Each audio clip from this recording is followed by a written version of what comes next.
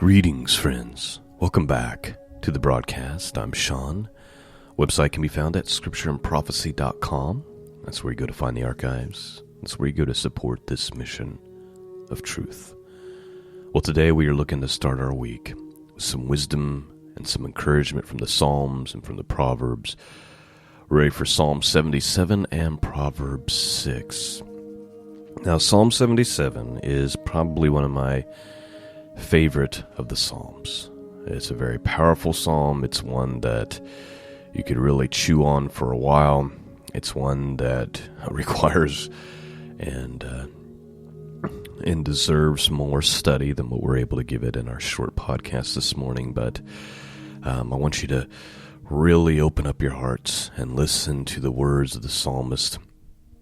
There's also a really great song by a band called Loud Harp called 77, or called 77 You Heard Me, or something along those lines. The band is Loud Harp, and it's one of my favorite songs that goes along with this psalm, and it's very, very powerful.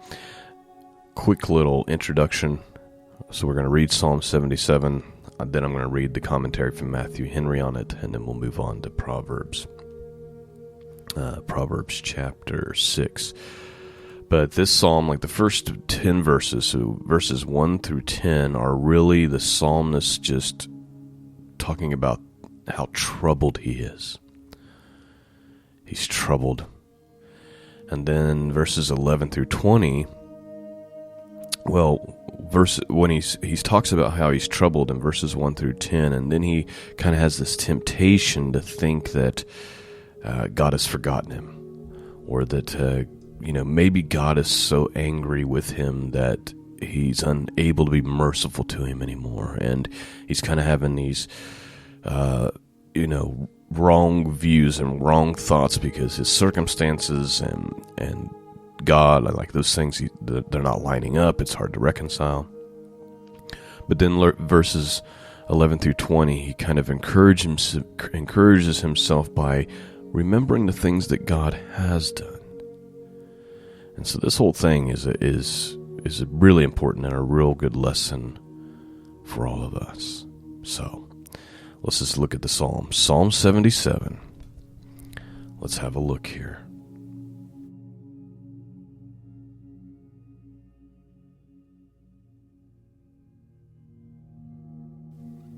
Verse 1, King James Bible. I cried unto God with my voice, even unto God with my voice, and he gave ear unto me. In the day of my trouble I sought the Lord. My soul ran in the night, and ceased not. My soul refused to be comforted. I remembered God and was troubled. I complained, and my spirit was overwhelmed. Selah. Thou holdest mine eyes waking. I am so troubled that I cannot speak. I have considered the days of old, the years of ancient times. I call to remembrance my song in the night, and I commune with my own heart, and my spirit made diligent search. Will the Lord cast off forever? And will he be favorable no more? In his mercy, is his mercy clean gone forever? And doth his promise fail forevermore? Hath God forgotten to be gracious? Hath he in anger shut up his tender mercies?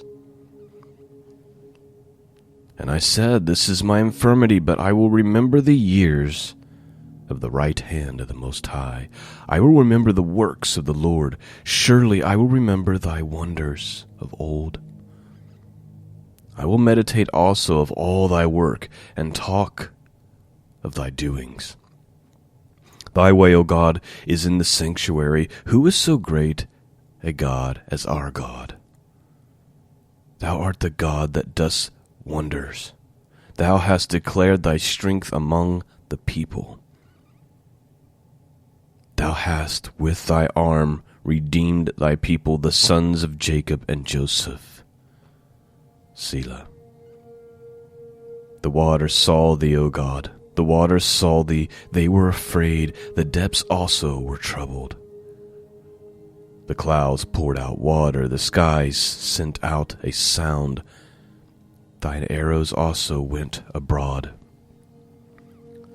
The voice of thy thunder was in the heaven. The lightnings lightened the world. The earth trembled and shook. The way is in the sea, and thy path in great waters, and thy footsteps are not known. Thou leadest thy people like a flock by the hand of Moses and Aaron. And that is Psalm 77. You know, I think there's two important things that happen here. The psalmist is severely troubled.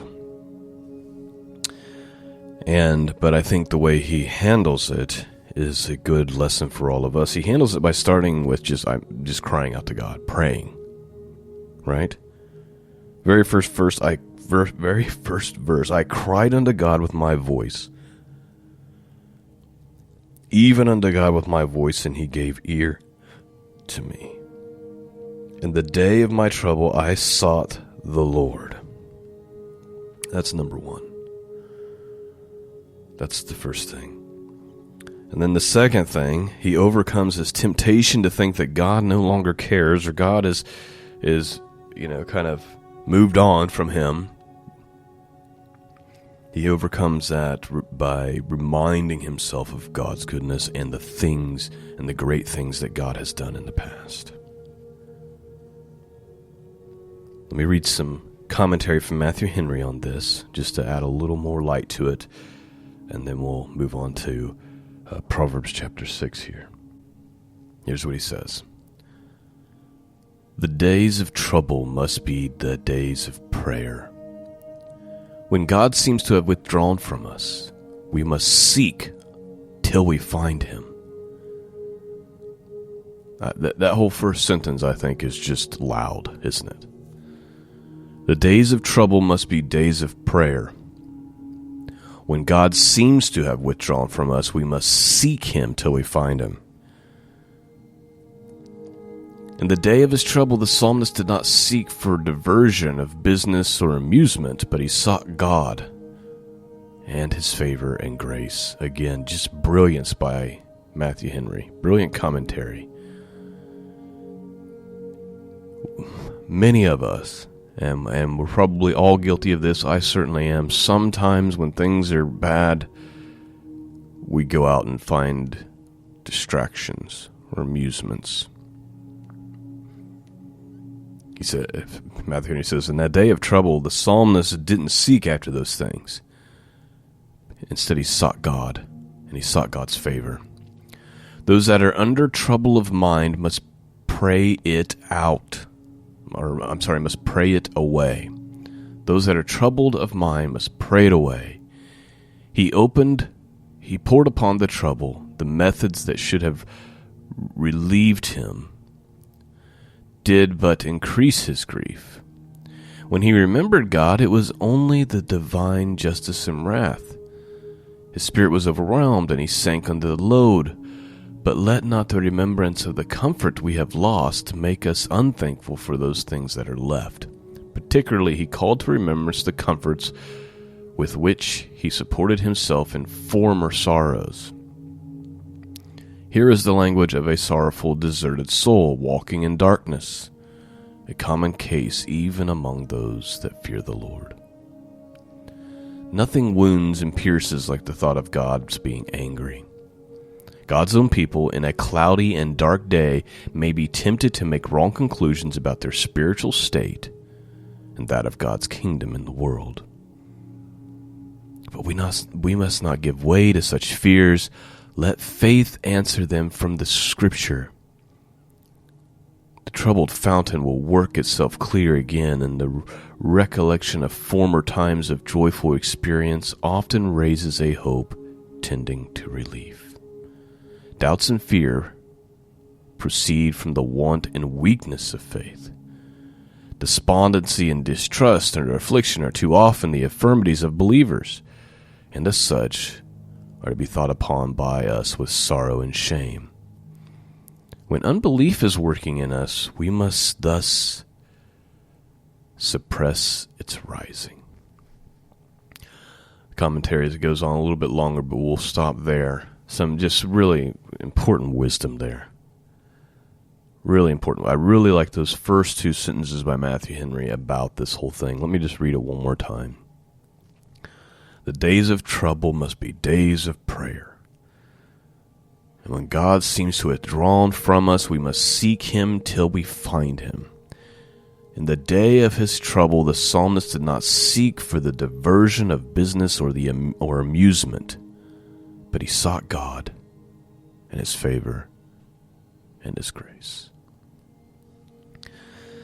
That, my friends, is Psalm 77. I hope that it pierced some hearts this morning and spoke to you and encouraged you, especially those of you who might be wondering, has the Lord cast me off? Is his mercy gone forever? Has he forgotten to be gracious? Is he so angry that he can no longer be merciful?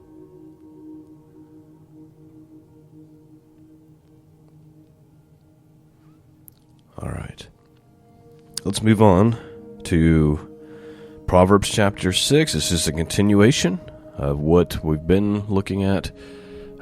Solomon is just continuing to pour out his wisdom for the sake of his sons. Let's have a look. King James Bible, Proverbs chapter 6. My son, if thou be surety for thy friend, if thou hast stricken thy hand with a stranger, thou art snared with the words of thy mouth, thou art taken with the words of thy mouth. Do this now, my son, and deliver thyself. When thou art come into the hand of thy friend, go, humble thyself, and make sure thy friend. Give not sleep to thy eyes, nor slumber to thy eyelids. Deliver thyself as a roe from the hand of the hunter, and as a bird from the hand of the fowler. Go to the ant, thou sluggard, consider her ways, and be wise, which having no guide, overseer, or ruler, provideth her meat in the summer, and gathereth her food in the harvest. Please note, I hate to say it, but this generation, more than any generation, probably needs to hear that wisdom right there. Look at what Solomon's saying. Go to the ant, thou sluggard. So he's saying, hey, lazy and slothful person, couch potato. Go look at the ant over here. What are we observing? Consider her ways and be wise. Having no guide, overseer, or ruler, so the ant doesn't have a boss, right? Don't have anybody at the office telling them what to do or at the factory telling them what to do. Yet, in spite of that, the ant works. Why? Provideth her meat in the summer and gathereth her food for the harvest. There's wisdom. You shouldn't need somebody standing over you to get off your behind and get things done and provide for yourself and your family. Pretty simple. Verse 9, how long wilt thou sleep, O sluggard? When wilt thou arise out of thy sleep? Yet a little sleep, a little slumber, a little folding of the hands to sleep. So shall thy poverty come as one that travaileth, and thy want as an armed man. Verse 12, a naughty person, a wicked man walketh with a froward mouth. Again, remember when the King James says froward, it's talking about a perverse mouth. A naughty person, a wicked man, what do? They walketh with a perverse mouth. He walketh with his eyes. He speaketh with his feet. He teaches with his fingers. Frowardness is in his heart. perverseness is in his heart. He devises mischief continually. He soweth discord. Therefore shall his calamity come suddenly. Suddenly shall he be broken without remedy. This is a biblical principle that I've kind of picked up on. It seems, you see, the wicked, they grow old in their wickedness. They seemingly never, they just continue to get away with the evil and evil and evil. They just continue to prosper. They continue to feed their lust. And it's like, man, do these people ever get what's coming? The Bible seems to describe that they do get it, and it comes suddenly. Boom, just one day it all falls apart. And really, if you think about it, you watch people in these places, in these high towers, when they fall, it's seemingly overnight, isn't it? It's like, man, they keep getting away, and boom, the next day it's like, it's all coming down. Therefore shall his calamity come suddenly. Suddenly shall he be broken without remedy. Verse 16, these 6 things doth the Lord hate, yea, 7 are an abomination unto him. By the way, I did a video on this topic. It was not well received by many. People certainly hate to have whatever their particular pet sin is, whatever their particular pet doctrine is. People are not into hearing about that. I've learned that over the years. Verse 16, these 6 things doth the Lord hate, yea, 7 are an abomination unto him. A proud look, a lying tongue, hands that shed innocent blood, a heart that devises wicked imaginations, feet that are swift to running to mischief, a false witness that speaketh lies, and he that soweth discord among the brethren. My son, keep thy father's commandment, and forsake not the law of thy mother. Bind them continually upon thy heart, and tie them about thy neck. When thou goest, it shall lead thee. When thou sleepest, it shall keep thee. And when thou awakest, it shall talk with thee. For the commandment is a lamp, and the law is a light. And the reproofs of instruction are the way of life, to keep thee from the evil woman, from the flattery of the tongue of the strange woman. Lust not after her beauty in thy heart, neither let her take thee with her eyelids. For by means of whorish women a man is brought to a piece of bread, and the adulteress will hunt for the precious life. Again, we talked about this last week. You know, Solomon's warning his sons about going after strange women, women that are not their wives. He's reminding them how men who do that, their lives get destroyed. He's saying, don't fall for it. Don't let the lust that's in your heart drive you to her to be destroyed. Verse 27. Can a man take fire in his bosom and clothes and not be burned? Right, he's like, you think you can do that thing? And there's going to be no consequences. You think you can play with fire and not get burned?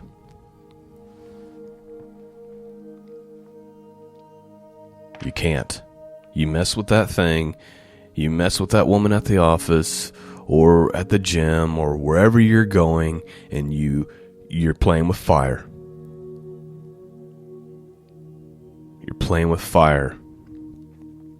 That's what Solomon's saying. Can one go upon hot coals and his feet not be burned? So he that goeth to his neighbor's wife, whosoever touches her shall not be innocent.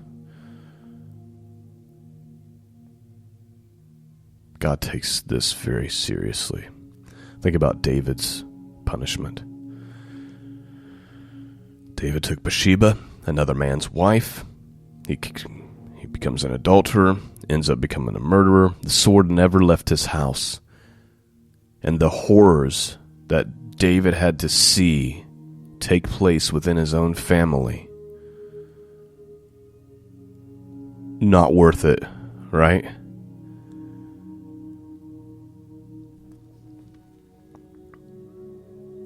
Verse 30.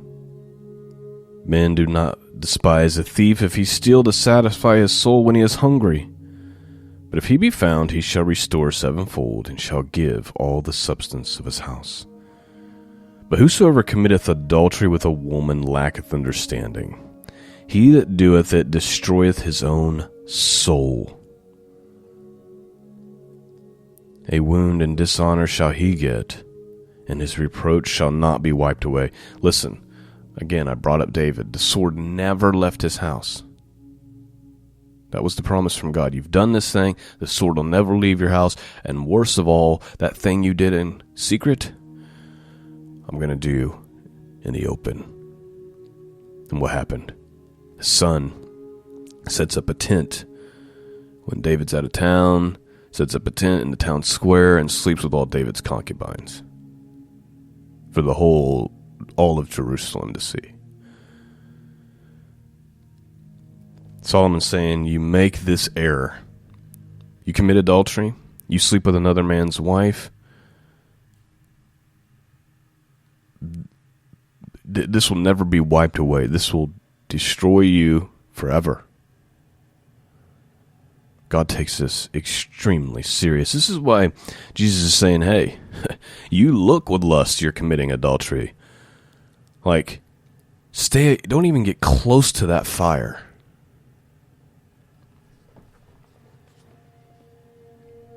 Sin's already at your door if you're looking with lust, because you're already thinking about it.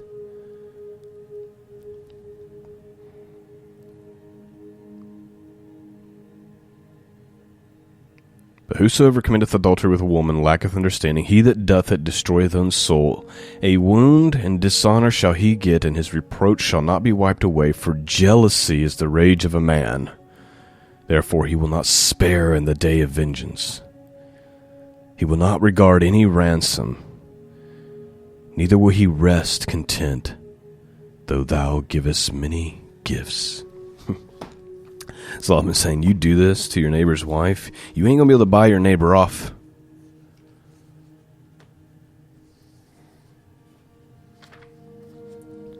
Well, there you go.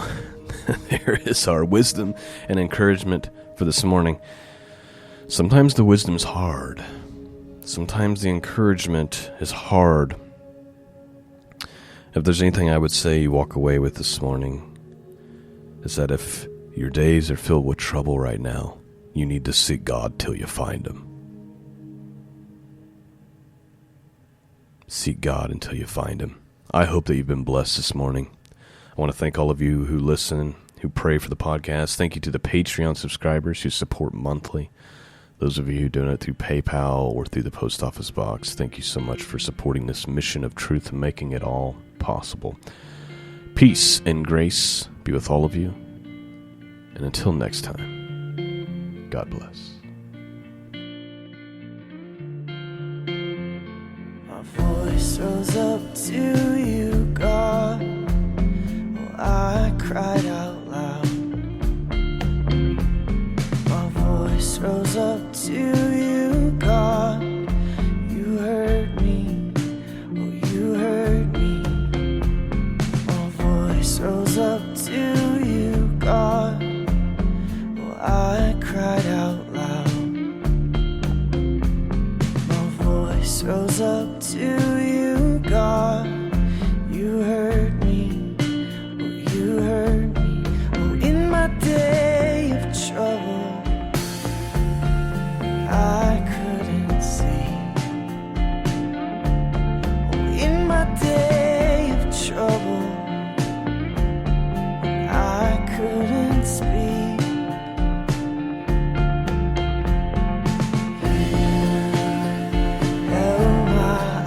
Wide open.